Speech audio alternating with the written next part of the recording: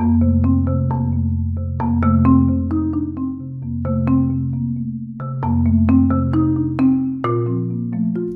I'm Sananda Cray. I'm the digital storytelling editor at The Conversation, and I am here today with two of Australia's leading researchers on viruses and vaccines. Professor Michael Wallach is a researcher in viruses and vaccines at the University of Technology, Sydney, and he's here with Dr. Lisa Sedger, an academic virologist also from UTS. Thanks very much for joining me. Today, we're asking these researchers to answer questions about coronavirus and COVID-19 from you guys, our readers and our audience. We're going to start with Dr. Sedger. Adam would like to know, how long can this virus survive in various temperatures on a surface, say a door handle or a counter at a public place? Oh, well, that's an interesting question because we hear a variety of answers.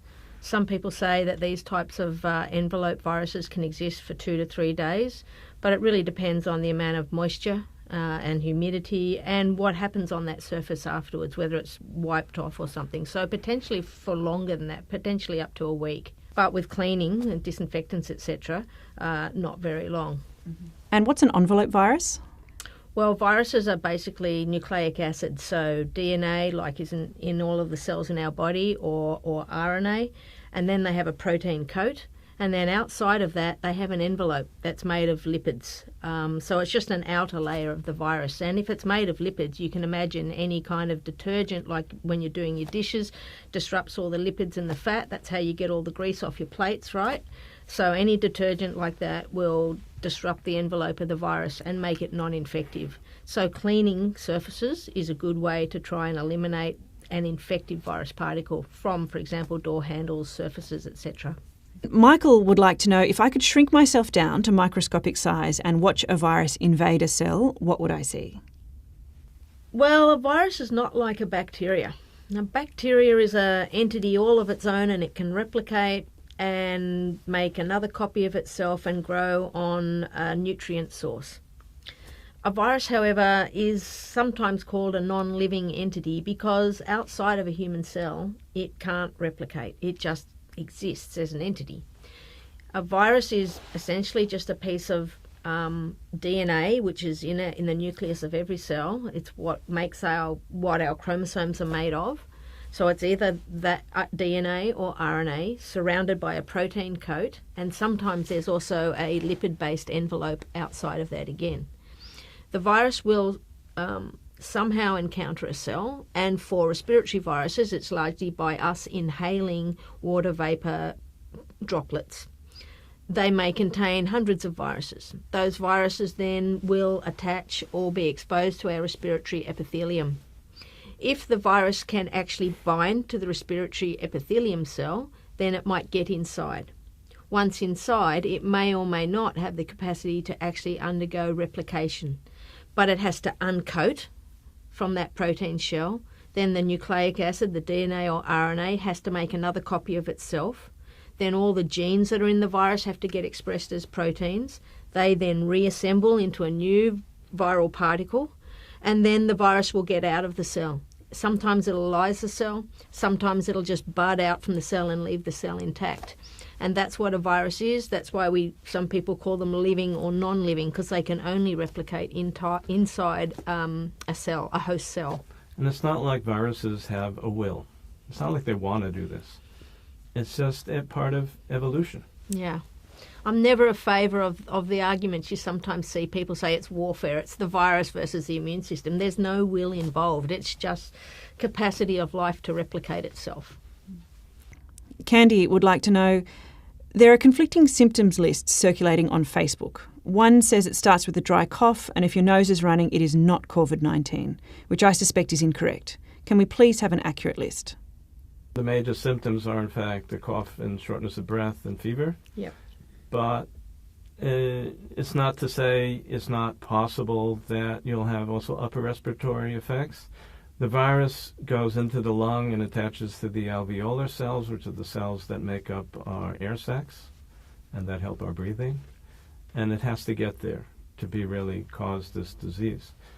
So if there's upper respiratory involvement, which includes sneezing and a runny nose, etc., it's probably not the main effect of the virus. Again, I would say if you see that somebody is sneezing and wheezing and that's it. It's probably an allergy, but it does frighten people. I was on the train this morning, and I know if I, God forbid, sneezed, the whole train would empty out pretty quickly. We're just coming into winter, and actually it's a really good question, because at the moment what's building is a sense of fear. But we must keep in perspective that there will also still be the normal seasonal cases of flu. So just because somebody sneezes or has a sore throat does not mean that they've got COVID. And we need to make sure, I think it's really important that we don't stigmatise people who have symptoms, because it may not even be COVID. And we're all at risk from any respiratory tract infections, and already have been for years. That's not a new thing. We just need to keep things in perspective. And Professor Wallach, Paul would like to know, should people cancel travel plans given that this virus is already here? Does travelling make the spread worse? And that's international travel or domestic travel. So this question has come up to many different governments from around the world who've reacted very differently. Australia's been very strategic in banning travel to certain places. And of course, those places you would not want to travel to at the time when there's an outbreak, like China and Italy, Iran, etc. I was also asked the question on ABC Tasmania, should the Tasmanians restrict domestic travel to Tasmania? At the time, they had a single case.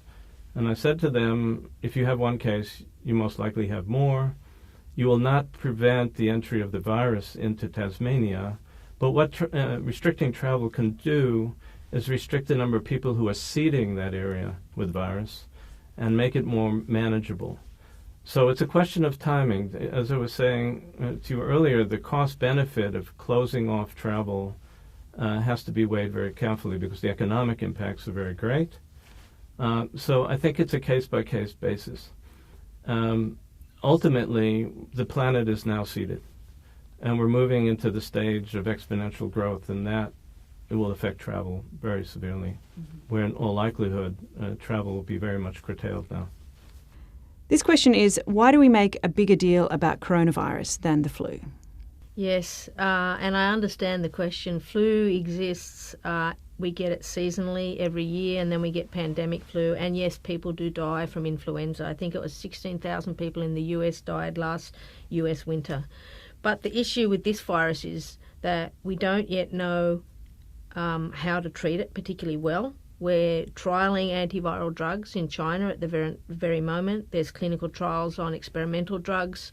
There's drugs that doctors are using. But until that data comes in and we actually know what regime of antiviral drugs to use, then we don't really yet know how to treat it with antiviral drugs. The other thing is with flu, we have a vaccine. People can take the vaccine. Somebody gets sick in their family, the other family members can take the vaccine and prevent the spread of the virus. So the difference is with flu, we have ways to control it. We know about the disease. We know how it presents. This virus, we're still understanding the clinical presentation, and in different cohorts, so different age groups, different countries, different situations. We're still understanding the symptoms, and we don't yet fully know how to control it by antivirals, and we don't have a vaccine yet. I think one of the reasons we being so careful is when it broke in Wuhan, at the beginning the mortality rate was extremely high. And with related viruses like SARS and MERS, it went as high as 35%. Whereas flu mortality rates is usually around 0.1%. So it was that very high mortality rate that gave a real shock. Had it continued, it would have been devastating. We're very fortunate that now we see it dropping down to the 2 to 3% level, and some say much lower. And we also know now that some people get COVID, have very minimal symptoms, and almost don't even know that they've been sick. So I think that fear and anxiety in that sense is lowering. And Molly wants to know, how far off is a vaccine? So we are working on vaccines in Australia. The group in Melbourne was the first to be able to isolate and grow the virus, and I've been in touch with them, in fact, this morning.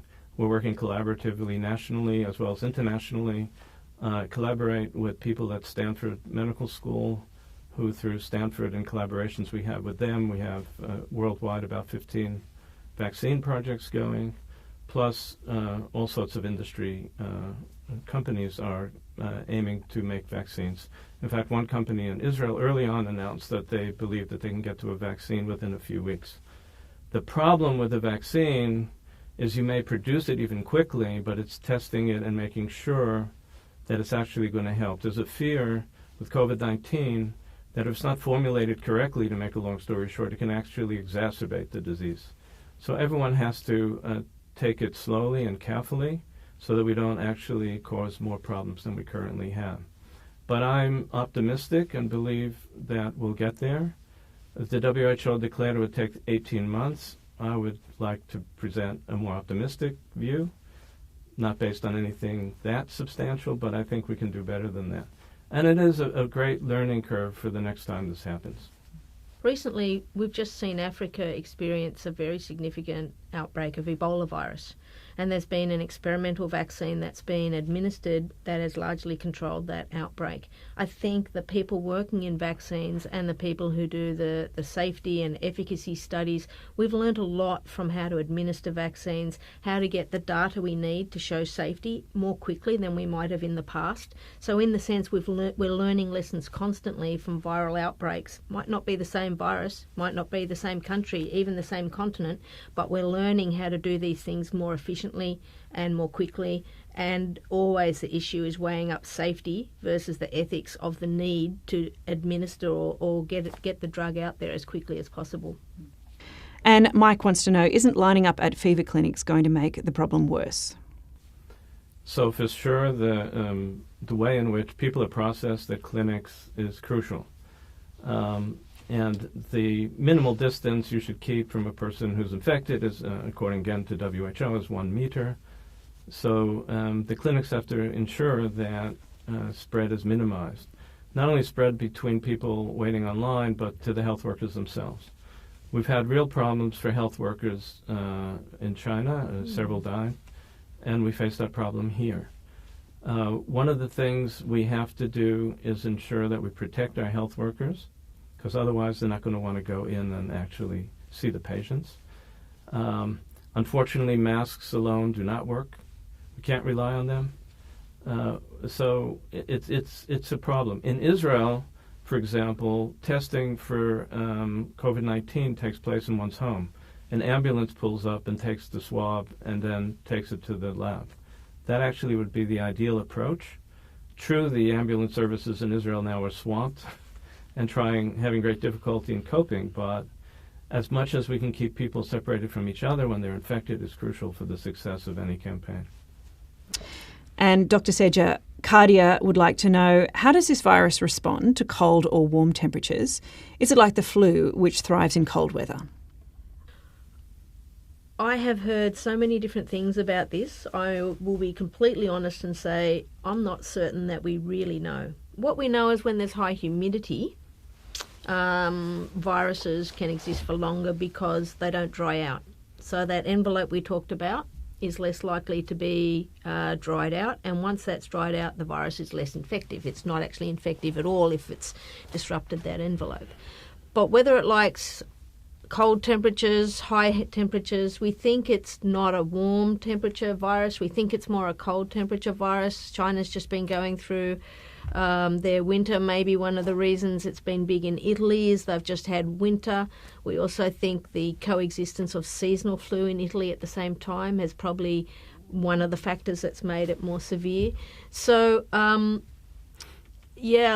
different circumstances in different countries, different climates. It's not just about climate, though. It's about susceptibility of various populations. Therefore, it's a hard question to answer. And here's a question from me that seems like there's two camps. There's the people who are genuinely really concerned, quite worried about the situation. We see that in the panic buying. And then there's the other camp of people who are saying, it's all been blown up, it's all hype, we don't really need to worry about it, it's too early to panic. And I just wondered sort of how do you reconcile those two views out there in the community? So early on in this outbreak, when I was interviewed also on the ABC and speaking to other groups, I took a very low panic view, maybe because I've been thinking about a pandemic for many years. And for me, it was always not a question of if, but when. I actually look at this in a positive sense. We're facing a pandemic that, as terrible as it is nothing in comparison to what could be if it's a pandemic flu, for example. We experienced the Spanish flu in 1918, which killed somewhere between 20 to 50 million people. So the order of magnitude of mortality right now is extremely low compared to other potential pandemics. If you take China out of the equation, we're about 1,500 people who died worldwide. That's not to say we shouldn't show great respect for the value of their lives. It's mainly very elderly people with complicating illnesses, and probably would have had the same effect if they were infected by flu. Mm-hmm. So my take on this whole thing is we all have to stay calm. We all have to accept the fact that this is part of nature. These viruses are out there all the time. We know them. I can detect now flu viruses in wildlife birds that are coming into this country now that can mutate and start affecting humans. So we have to be prepared. We have to face up to them together in a collaborative way, in a scientific and professional way, and we could win. If we panic and react the way the market is, for example, of course that's an improper way to react. Rather, this is part of our biology. Viruses exist that can hurt us, and they'll always exist. Yeah, look, I think there are a few factors that we can really learn from. So one is to work out where this virus has come from. And a lot of these RNA viruses exist in bats. They seem to be transmitted into wild animals through bat droppings. And I think one of the lessons the world all over might need to learn is how we deal with the marketing and selling of wild animals that are then used for foods. That may then prevent these viruses from getting into the human population. So I think there are lessons to be learned, number one. But Michael, I would disagree with you in one sense that it is maybe not as bad as pandemic flu, but on the other hand, we do have vaccines for flu, we do have antivirals, and we have a whole world that has various levels of immunity to flu and different strains of flu. Whereas this virus is entering into a naive immune population, and that's why it's so significant to start with. It may be that as our immunity at a population level increases, as a disease this will become far less significant. But the first outbreak of it in a immune naive population will always have the highest level of morbidity and mortality. And that's where we have learned from other diseases like Ebola, as I mentioned, what we already know about flu, how we already control flu, and the development of new and novel antiviral agents will be just as effective and important, I believe, as will the development of vaccines. So I think there's a lot to learn to prevent this, or limit the severity of the outbreak. And maybe even prevent it from happening again. As I say, if we stop trapping wild animals and eating them, we may prevent the outbreak of some of these type of RNA viruses. So I certainly agree with that, and China is now putting into law a restriction on the sale of wildlife in their markets. What I'm trying to do, and I hope we both agree, is that in proportion to, for example, influenza, even seasonal flu that killed in 1 year, I think up to 600,000 people worldwide. I'm just trying to put things into proportion to prevent people from panicking, to understand that, yes, this is affecting the elderly, and anyone who's elderly suffering from heart or respiratory conditions should certainly isolate themselves. Where my wife's parents live, where they live in a retirement village, they made a decision to close off the entire village. Nobody's allowed in as a means of preventing, because they're an elderly population, people bringing in COVID-19 and infecting that area. And I certainly agree with that sort of strategy. A question from Karen. Can you catch it twice? Normally I would have said no, because we imagine that there's a good immune response that will then provide you protection from reinfection. That's what our immune system does. But this is a new virus. We don't yet fully understand how our immune system clears it. We don't know whether the virus can remain for a longer period of time. I would say, though, that there are only a few cases of people who've been treated, appear to have recovered, they've gone home, they've then had another relapse. There's only a very few number of cases that have been like that. So for all intents and purposes, I don't think that's something we should fear, and it's not something we've seen with the previous SARS outbreak in 2003. And Deirdre writes in to say, I heard on the radio today that half the population is likely to get this, and with, say, a 1% death rate, the body count will add up. And I wondered what you thought of that. There was an announcement actually by Angela Merkel that she preparing Germany for 70% of the population being infected. Lisa may say the number is lower, I don't know, until we build up herd immunity. The question of the mortality rate, as I alluded to before, I think based on what, again, CDC and WHO are writing is probably overestimated. Some estimate the mortality rate as being much lower. That's not to say every death is a family and has to be looked at and be concerned about. So, again, I think and would like to hope that as we develop new vaccines, as we develop drugs, as we develop approaches to quarantine people, test them, keep them at home, isolate them, we'll get the mortality rate under control. And I'm going to express an optimistic view.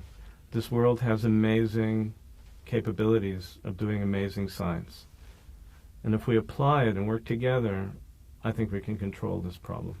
Yeah, absolutely. I'd endorse that, and I'd say that the mortality rates at the moment simply reflect who is being tested. And it's primarily people who are turning up with symptoms. But we're now beginning to appreciate there is a larger number of people who could be quite asymptomatic, who are never tested. This virus will certainly have infected many more people than will be tested. And if we did have surveillance of every single person being tested, then there's two questions here. Are you testing for the presence of the virus? If they've had virtually no symptoms and not a big illness, you might not find the virus. But if we test for the presence of an immune response to the virus, we would truly know how many people have been infected. And then we could get a true estimate, or at least a much closer estimate, of what the mortality rate really is. So at the moment, there's hyperbole. And Jane would like to know, when do we stop testing for this disease and basically just assume that everybody with the sniffles has it? So first of all, the major symptoms are not sniffles. They're fever and coughing and shortness of breath. It's the sniffles, though, that causes it to be spreadable more easily. That's a good question. What the health authorities will decide to do at various stages of this pandemic. We're now at what I would consider the early seeding phase. The world is now seeded with virus. And different countries will go into exponential phases like described in Wuhan at different times.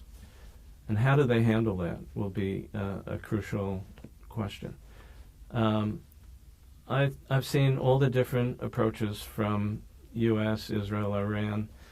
I think that a mixture of very strategic quarantine with travel restrictions, with bringing in other types of, certainly health authorities that will need to control the number of beds that are being occupied. For example, again in Israel, they just went over their bed limit, so patients are starting to be treated at home. So at some point, I think, depending on how the epidemic goes, if we can keep it under control, we can keep the testing going, we can keep control. If the exponential rise is too fast, we will lose control and the testing will become meaningless. There's already a paper just this week published in The Lancet that profiles survivors versus those who have succumbed from the infection. And we're starting to learn what some of those factors are. So as clinicians can better predict who are likely to be the more seriously ill people, they can better predict who should go to hospital for treatment. And as Michael has said, who are better actually just treated at home. And this question's from Jake. He wants to know, for people like myself living in Victoria, how likely is it that we can catch the virus? And is hand washing really the only thing we can be doing to protect ourselves? I think we now know that the virus is definitely in Australia. If you go to the New South Wales or Victorian Health Government websites, you can see them update the statistics daily, even less than a day. So that the truth is it's here, and it's probably in more people than we realise because we haven't tested as many people, and we now realise some people are asymptomatic or don't show classic flu-like symptoms. So it's here, and you can't say that you're not going to get sick, all right? That's the first thing to say. Second thing is, though, we can minimise what we do. Okay, so we can wash our hands constantly. We can try not to touch our face, our eyes, our ears, our nose. We've learnt, for example, even how do you dispose of a tissue when you sneeze or cough or, sneeze into your elbow. So it's just about common sense is what I think. It's no different really than protecting yourself from any respiratory virus infection, so seasonal flu or even a pandemic flu. And John would like to know, are the death rates likely to be lower in a country like Australia with lower rates of smoking than places such as China, Iran and Indonesia? Again, I think this is a little bit we have to watch and just wait and see. It's very hard to predict these things. It was intriguing that some of the highest death rates in China appeared to be men as well as just the elderly, and that might be because there's a high rate of long-term smoking, so almost like an endemic lung pathology within that community that somehow exacerbated the disease. In Australia, we may find that there are different populations that are the most at risk. So we know, for example, the virus uses a receptor to get inside of cells. That is a protein present on cardiac tissue. So people with known cardiac conditions may turn out to be at higher risk. And in a non-smoking type country, maybe people with existing heart conditions will turn out to be the most at risk. In America, we might find something quite different. What we might find is it's more socioeconomic. Maybe people without health insurance, maybe people who are homeless and live on the streets will turn out to be the most affected because they have limited resources to be able to get treatment and they can't afford treatment. So I think each country will be different. You mentioned earlier Italy has one of the highest fatality rates at the moment. That may be because they actually have a large number of people within their population that are over 65. And Catherine asks, what is the likelihood of transmission through using a public swimming pool? I would think quite small because A, the virus would be quite diluted in a swimming pool. Secondly, swimming pools are all treated with chlorine, for example, and chlorine's a very effective antiviral agent. You'd have to drink a lot of swimming pool water to get the virus. I agree with that. Right. And Tim would like to know, how would quarantine work in a family? Yeah, it's interesting, isn't it? We think of quarantine as being away from work or away from public places, but really, if you have been infected, then the people in your family are as at risk as your work colleagues would be at work. Again, I think it's about just common sense. Don't share food utensils, wash your hands, don't keep touching your face and your mouth and your nose. Get rid of tissues in a nice sort of clean manner. It's about minimising transmission. Let me just add to that all the data indicates that children likely will only get very mild symptoms, if at all. Yeah. So if you're a family member and you're worried about your children, this is one time that you can be happy about this. All the results so far indicate that children aged 0 to 9, there's not been a single death. Whereas what we do know is the elderly appear to be more susceptible to a more severe disease. So that's where if I'm sick, it's better not to go and visit my grandparents. Absolutely. Or something like that. That's where quarantine within the family works in a practical sense. And Professor Wallach, this reader wants to know, once you've recovered from coronavirus, can you just go back to your normal, non-isolating life? So the current understanding, according to colleagues also in the U.S., is if you go through one infection, you're probably rendered immune against reinfection. There have been reports of cases of people getting reinfected, but the opinion that I heard so far is that it's probably a recurrence of the same infection that probably went down in terms of clinical symptoms, but the virus remained, it just came back up. It happens with the flu all the time. The question is, what should be your behavior after you go through a bout? I guess I would still be careful, which Lisa can maybe add to. It could be the virus will continue to mutate. Although, again, I was fortunately heard this morning that they're not that worried about this virus mutating at the rate that flu does. And we're hopeful that we will develop herd immunity. People who've gone through it then will be fairly safe, unless you have some immune disorder. And then it will become part of our environment, just like flu is. Yeah, I think I just want to finish with a really positive note. I mean, we live in an amazing era of medical research and science. Within a very, very short period of time, parts of the virus had been sequenced. We now track the virus in its entire sequence. We know we have clinical trials for the drugs. We have people working on vaccines. We have epidemiologists better understanding the disease susceptibility within our populations. I mean, we learn a lot from the other existing outbreaks of infectious diseases, and I remain positive that the medical and scientific community working together will be able to solve this. I'm quite confident that there's a really strong response. That's not to diminish that people have died and it's been tragic, but we live in an era where we're exposed to infectious agents, and we are getting better and better at controlling most of those infections. So I'll just add and put in a plug for a program I'm very much involved with called SPARK, working with people at Stanford. We established a program for exactly this time when there's sudden outbreaks. And the program now involves 23 countries and around 70 institutions, all working together for outbreaks of Zika, Ebola, and now coronavirus. We're now working together collaboratively like never before. We're putting our egos outside, and we're saying we have social responsibility to do better, certainly in case of a pandemic. And we're doing it, and we're very proud to be able to say we have 15 projects going on now collaboratively that we just formed over the past 2 weeks, together with our colleagues all over the world. I also believe in a very bright future.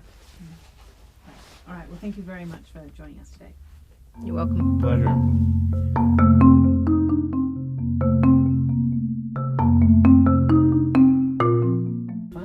If I say something wrong, kick me.